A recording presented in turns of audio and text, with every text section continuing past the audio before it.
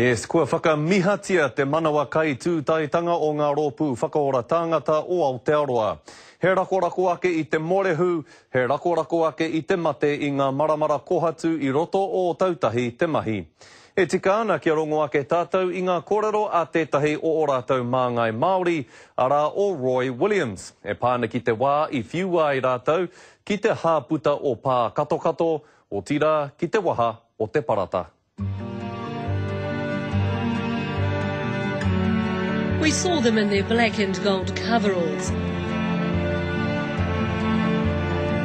Specially trained fire officers crawling into dark, dangerous spaces under the rubble. It's probably the scariest moment for us when we're under the pile and a shake happens. Searching for survivors and releasing them from their twisted steel and concrete traps.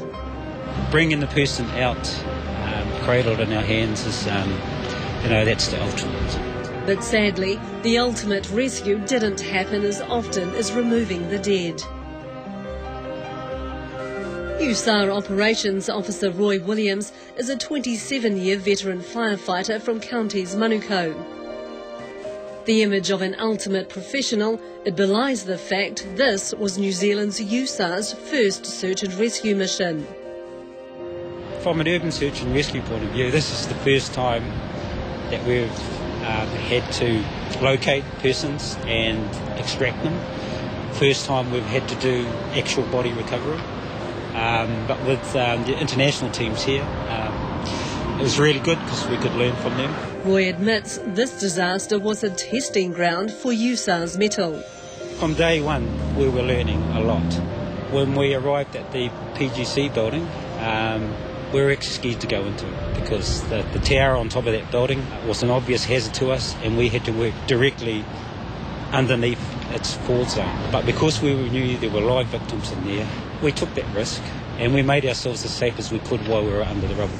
USAR's 3 specialist task forces are based in Auckland, Palmerston North and Christchurch and have been training for a multi-structural collapse response for years. We're quite confident in our training and the safety systems that we put in place, and they did hold up for us. So that was something that we learned, that the structures that we made to keep ourselves safe, that we've trained to build, they actually do work.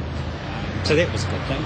We've trained with pancake collapses, but we've never done it in a real situation like that. So this is the real deal for us, the first time for us. So we do have that apprehension. Roy uses tikanga Māori to help him through the trauma.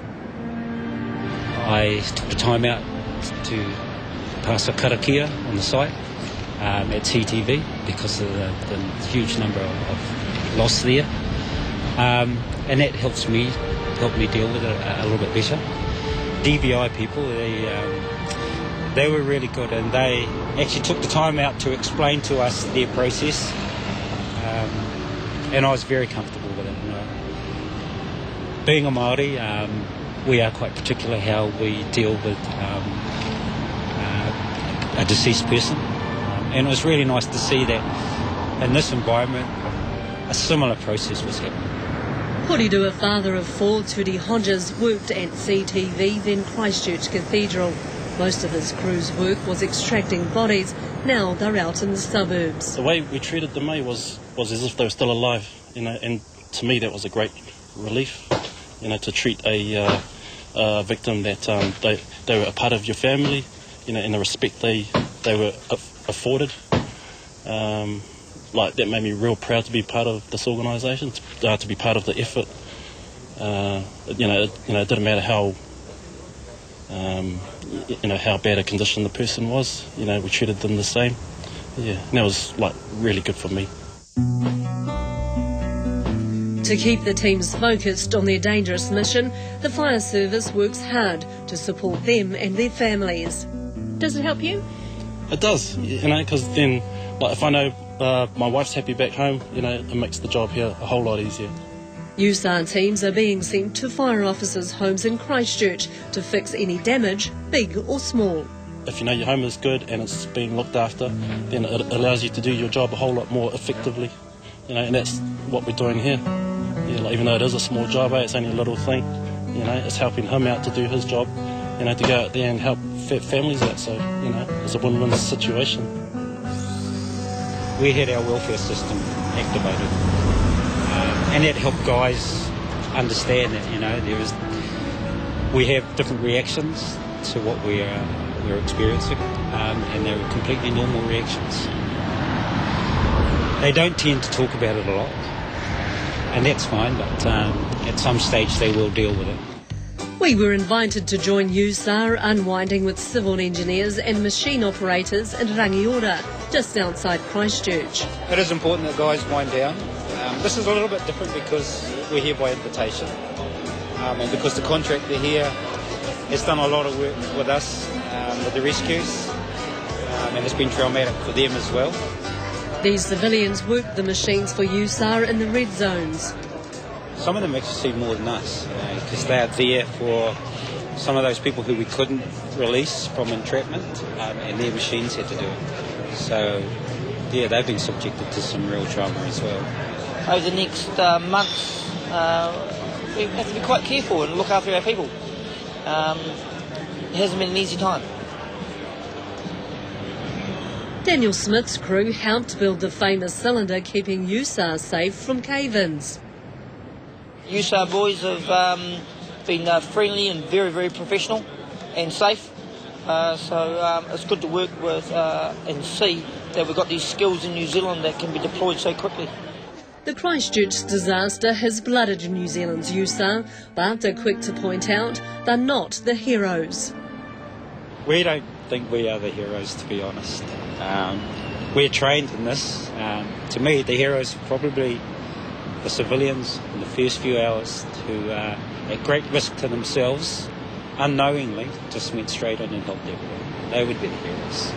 USAR proved they were equal to the task, earning not only local praise but also international respect for their work in Christchurch's rubble piles.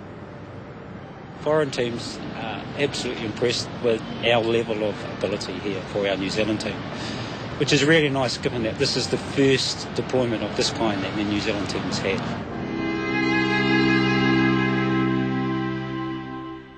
Now, for the first time in USAR history, they've been invited to join an international search and rescue effort in Japan.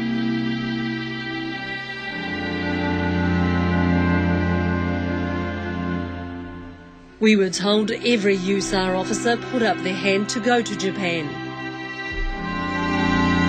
But while they're in Japan, who will watch over Christchurch? So you guys can respond quite quickly. We can, and we're prepared for that. We may not have the numbers early on, but we certainly are ready for another response.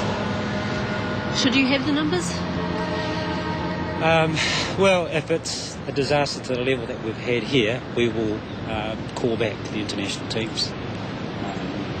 So that could take some more time. It will definitely take time. Is that then up to the civilians again and those emergency services based here to respond? Yes, it will. In the first few hours, it will. The pull was too strong for Roy Williams and USAR to ignore. 1/3 of their force was sent into Japan's wastelands, searching for survivors, recovering the dead again. We talked to Roy before he left Christchurch's disaster for another, far scarier mission. We feel like we're a member of that family now, the global family of rescuers.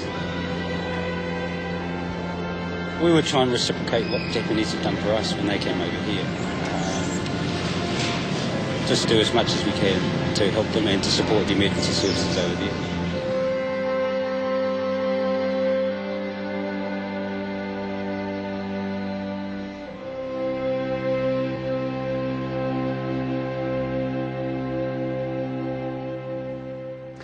Kei te rai o te parekura I hapani a Roy me te ropu USAR I tēnei wā. Kei te rohe o Minami-san Riku rātou, tētahi o ngā wāhi I patua rawatia e ruau moko rāua ko Tangaroa. Kei te karawhiua rātou e te huarere, arā kei roto I te pua heiri me te anu mātao tō rātou puni. Ā ko ngā hihi karehi tētahi atu mea, hei a ta whakatūpato mā rātou, pō te ao te pō. And Carmen Parahi caught up with the USAR Operations Officer Roy Williams by phone, and here's his update on what's happening on the ground. Kia ora Roy, ngā mihi nui ki a koe. Please describe the scene you're working in. I wouldn't describe it as a death zone, as some people might be thinking it is, with lots and lots of bodies. In fact, there are just about no bodies around at all. What we think's happened is that subsequent waves have actually taken the bodies out to sea. There's only been the occasional body found, and that's at the height of the wave when it's swept in. Those are the areas where they've been finding bodies. And there hasn't been a lot. Within the first 1.5, 2 kilometres from the shoreline, it's total devastation.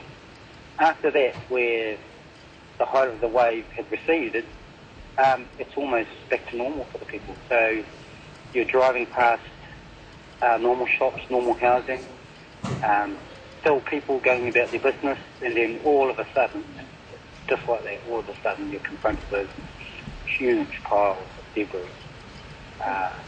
You can almost draw a line through the village and say half of it's been taken by the sea and the other half is trying to be normal again. Yeah, it's quite amazing. He mahi nui, he mahi rangatira.